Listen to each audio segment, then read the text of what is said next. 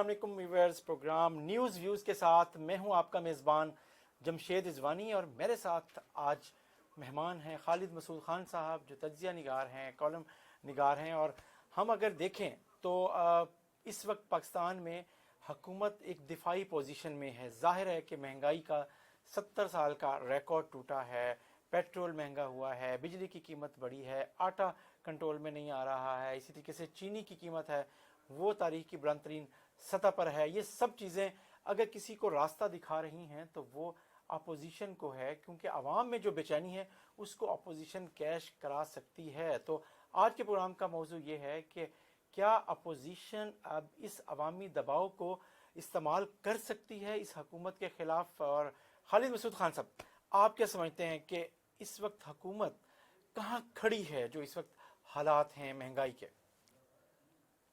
जमशेद, असल बात यह है कि अगर हक़ाइक़ को देखा जाए तो हुकूमत बहुत ही वीक पिच पर खड़ी है, ख़ासतौर पर महंगाई के हवाले से बहुत बुरी सूरत हाल का शिकार है। लेकिन इसके साथ साथ एक और मज़े की बात यह है कि हुकूमत अभी तक इसको एक तो रियलाइज़ करने के लिए तैयार नहीं है कि महंगाई है।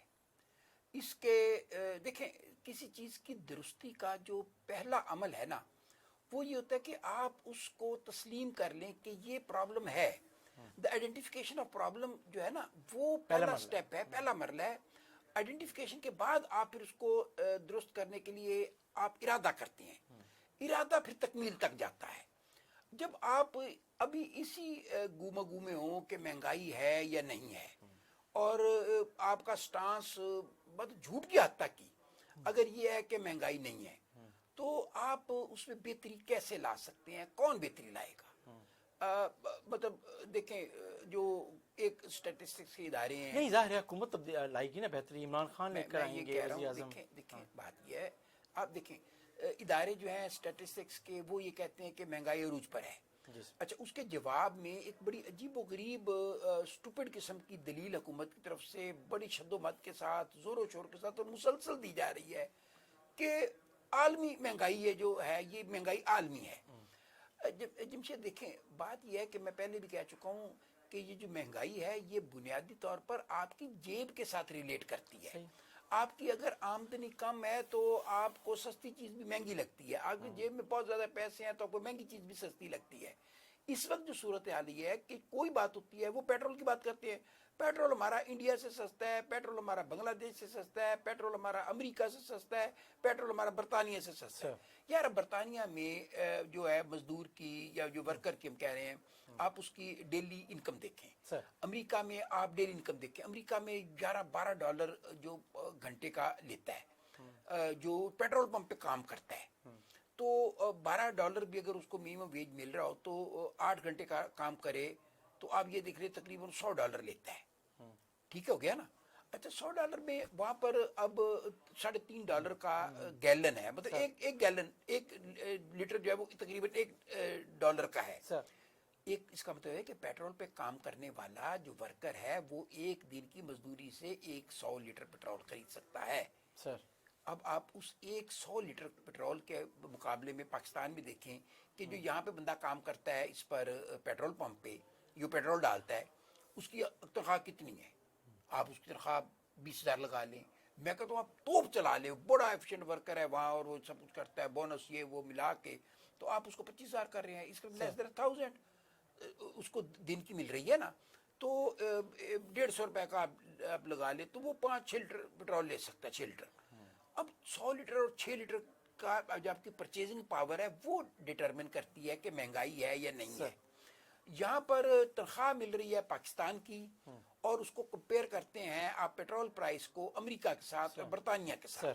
ये एक ऐसा मतलब जिसे कहते हैं कि अजीब व गरीब किस्म का एक तसलसल से बोले जाने वाला झूठ है कि जिसका आप जवाब देते हो बेशर्म। अब देखिए 3 साल से ज़्यादा हो गए हैं।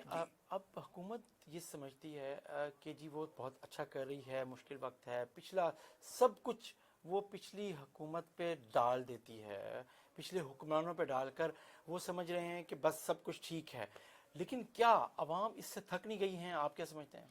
देखिए, थक गया गई है। असल में बात यह है कि मतलब मैं अब वो कुछ करके दिखाएं, माजरत के साथ कहूँगा کہ جو اپوزیشن ہے اس نے بھی عوام کو بڑا مایوس کیا ہے. Sir. وہ اس لیے کہ اپوزیشن کو ابھی تک یہ سمجھ نہیں آ رہی کہ اس نے کرنا کیا ہے. Sir. اپوزیشن کا آپس میں جو ہے کولیبریشن کیا ہوگا, کن بنیادوں پہ ہوگا.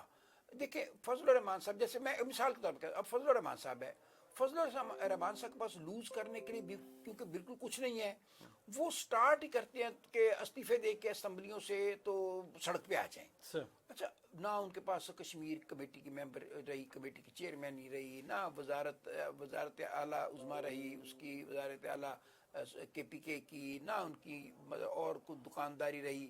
اب ان کی دکان جو ہے پولیٹیکل وہ بالکل بند ہے. وہ کہتا ہے باقی پورا جو بازار ہے نا یہ بند ہو اچھا جائے. جی, آپ جس بازار کی بات کر رہے ہیں اگر ہم دیکھیں تو اس کی نئی دکان پھر سج سکتی ہے اور سج رہی ہے. آج پی ڈی ایم کے سربراہ مولانا فضل الرحمان صاحب کی ملاقات ہوئی ہے چیئرمین پاکستان پیپلز پارٹی بلاول بھٹو زرداری صاحب سے.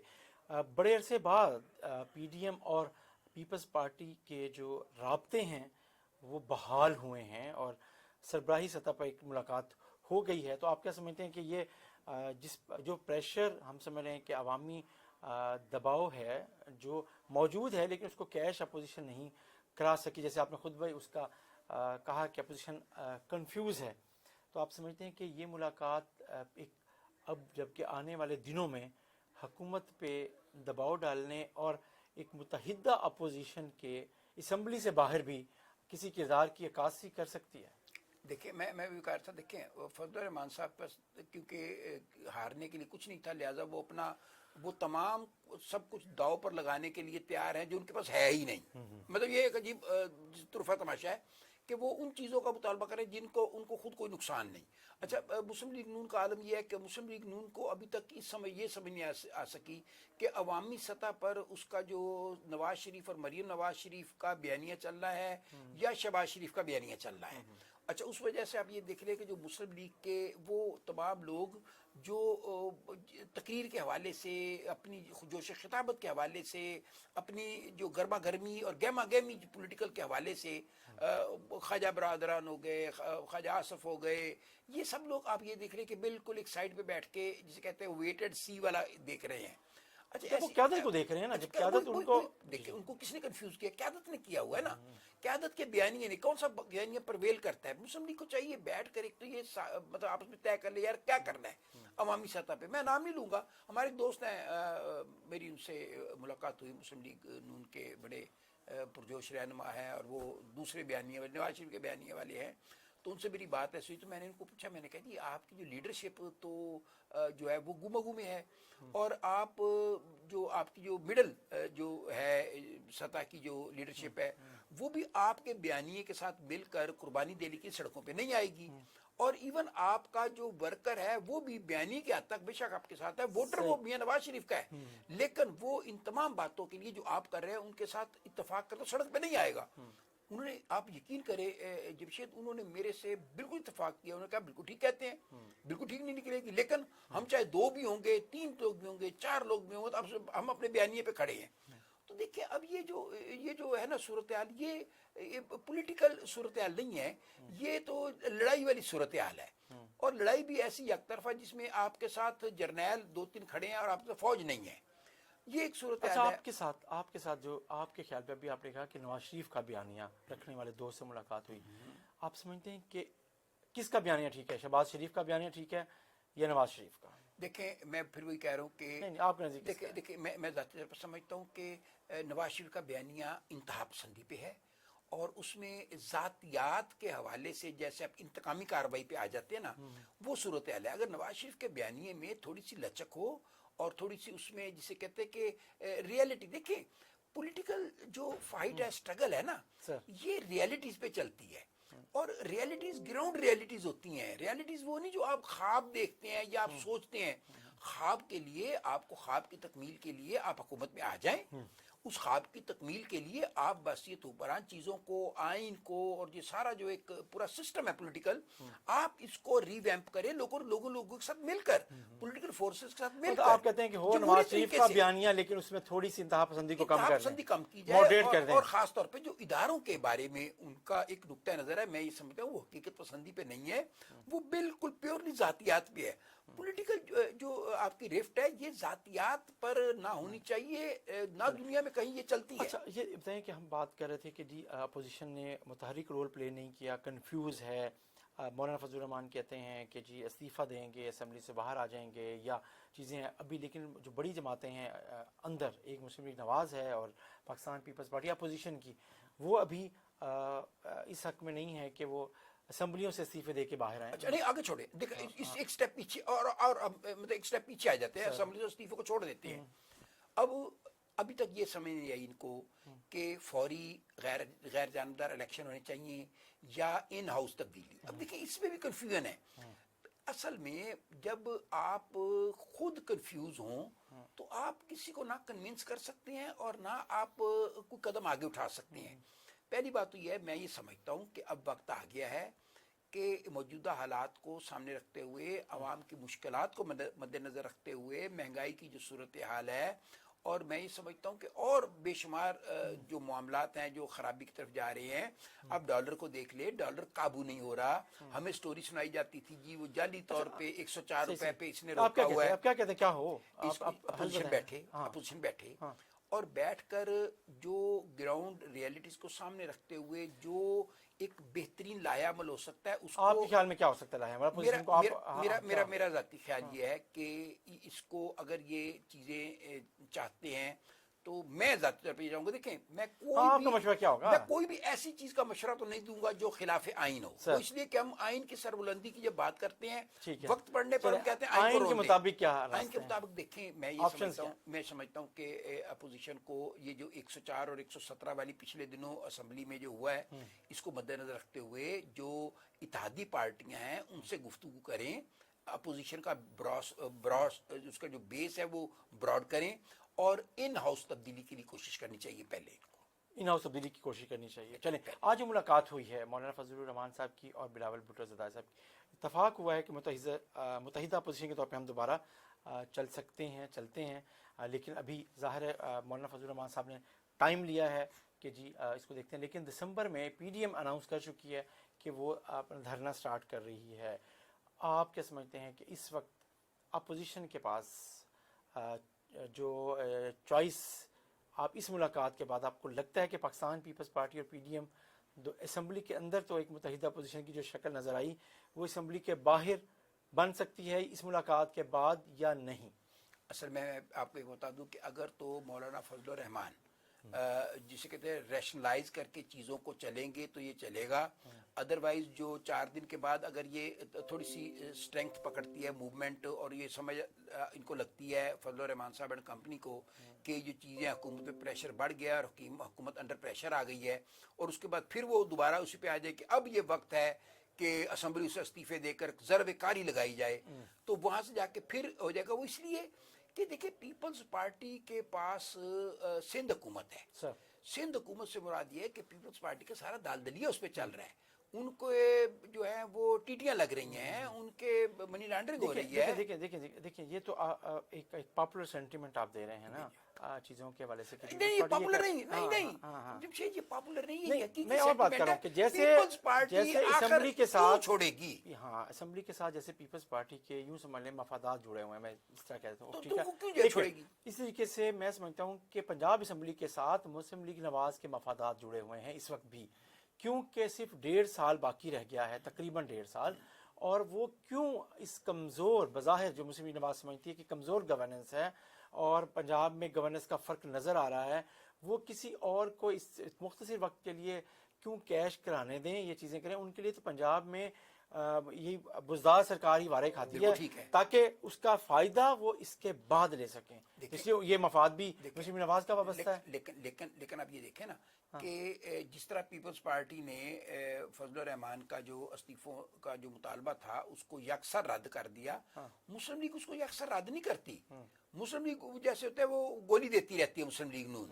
تو مسلم لیگ نون کی میں سمجھتا ہوں کہ کم از کم جو اپوزیشن کے جو مولانا فضل الرحمان کو مطمئن رکھنے کی اور ساتھ چلانے کی جو پالیسی ہے وہ تو ٹھیک ہے، لیکن جس دن بھی یہ اس نیج پہ پھر بات پہنچے گی تو مولانا فضل الرحمان پھر استعفوں کا مطالبہ کریں گے. استعفوں کے مطالبے پیپلز پارٹی کرتی ہے، وہ کہتے ہیں سب سے پہلے پنجاب میں تو ہم کر سکتے ہیں نا، ہمارے ووٹ لیں اور آپ استعفیٰ دیں، لیں استعفیٰ، وہی بات ہے نا، اسمبلی نواز چینج لے کر آئیں، لیکن وہاں نہیں لے کر آتی مسلم لیگ نواز. مسئلہ بات یہ ہے نا کہ ادھر مسلم لیگ نواز کے سٹیکس زیادہ ہیں اور پیپلز پارٹی کے سٹیکس نہیں ہیں، اور مطلب یہ ہے کہ یہ حکومت اپنی مدت آرام سے پوری کر رہی ہے اور کوئی اپوزیشن ابھی آپ بظاہر اچھا بڑی عجیب صورتحال ہے. جمشید بڑے مزے کی بات ہے کہ یہ جو بزدار صاحب کی مس گورننس ہے، جو بیڈ گورننس ہم یہ کہیں گے، یہ دن بہ دن مسلم لیگ نون کو فائدہ دے رہی ہے. ایگزیکٹلی یہی تو اسی وجہ سے اور مسلم لیگ نون کا ویٹ اینڈ سی اور بزدار صاحب کی حکومت کی جو خرابیاں ہیں وہ اس سے جو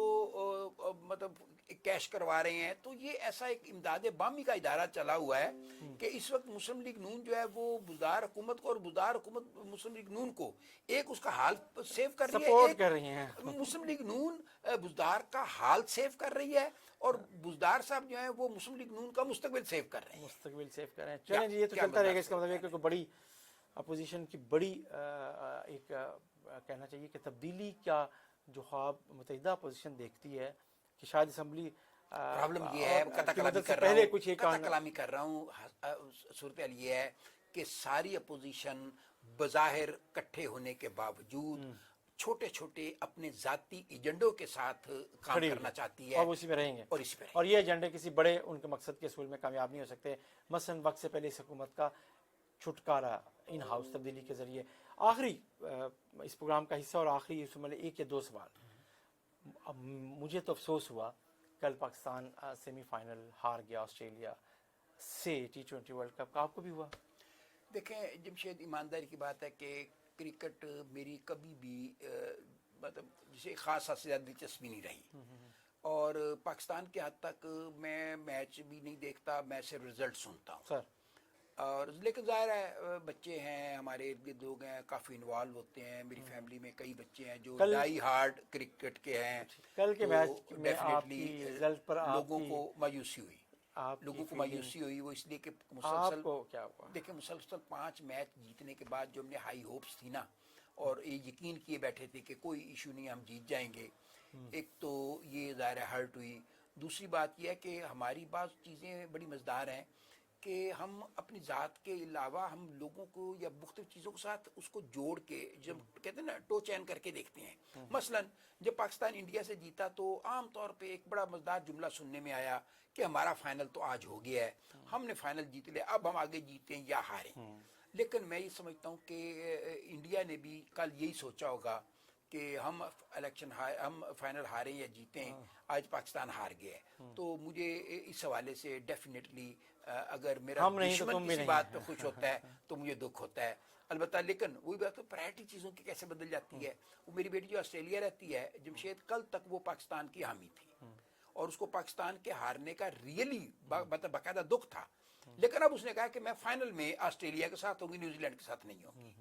تو یہ چیزیں چلتی رہتی ہیں. لیکن میں یہ سمجھتا ہوں کہ ہار کو اچھی طرح سے دیکھنا، اور ٹیم اگر لڑ کر ہاری ہے تو اس کو گیم کے طور پہ، ایک سپورٹ کے طور پہ لینا چاہیے اور ٹیم کو حوصلہ افزائی کرنی چاہیے. ٹیم نے بڑی اچھی کارکردگی دکھائی ہے، اس کا استقبال فاتح جیسا بے شک نہ ہو لیکن ہاری ہوئی ٹیم جیسا بھی نہیں ہونا چاہیے. میرا خیال ہے کہ جو فرق نظر آ رہا ہے خالد صاحب کہ سوشل میڈیا پہ پہلے ضرور آیا، ایک آدھ پلیئر کے اوپر بات ہوئی، لیکن اوور آل ٹیم کی کارکردگی کی تعریف ہوئی ہے. اور جس طرح ایک انکریجمنٹ آپ دیتے ہیں، چند سوشل میڈیا پہ ضرور آئی ہے تنقید اور چیزیں، لیکن ایک جیسے ہوتا ہے نا پورا ملک ایسے بہیو کرتا ہے کہ جیسے پتہ نہیں ہارنے کے بعد کیا ہو جائے گا، لیکن اس دفعہ کم از کم وہ نظر نہیں آ رہا. یہ تبدیلی ہے، میں سمجھتا ہوں کہ اچھا جسچر ہے. ٹیم نے واقعی اچھی کارکردگی کا مظاہرہ کیا. ہاں فائنل نہیں جیت سکے، لیکن دوسری ٹیم نے غیر معمولی کارکردگی کا مظاہرہ کیا اور وہ آسٹریلیا کی وجہ سے فائنل میں پہنچ گئی. اور اسی طریقے سے حکومت اور اپوزیشن میں بھی جس کے نروز قائم ہیں اور جو بر وقت شاٹ کھیل گئی، وہ اس میچ میں رہ جائے گی. اس کے ساتھ بشرطے کہ وہ ٹیم اسپرٹ کے ساتھ کھیلے. ٹیم اسپرٹ کے ساتھ کھیلے, لیکن دونوں کے اپنے اپنے گیم آف رولز ہیں, رولز آف گیم ہیں, اور دیکھیں گے وہ کیا کرتے ہیں. ترجیحات بھی اپنی اپنی ہوں گی, لیکن اہم بات یہ ہے کہ کچھ نہ کچھ جان حکومت نے دے دی ہے اپوزیشن کو کہ وہ مہنگائی کے حوالے سے جو بال بنا کر دیا اس سے اپوزیشن ہٹ مارے. دیکھتے ہیں وہ چوکا ہوتا ہے, چھکا ہوتا ہے, یا اپوزیشن صرف سنگل ہی لے سکتی ہے. مجھے اور خالد مسعود صاحب کو اجازت دیجیے. وائٹ بال بھی ہو سکتی ہے. اللہ حافظ.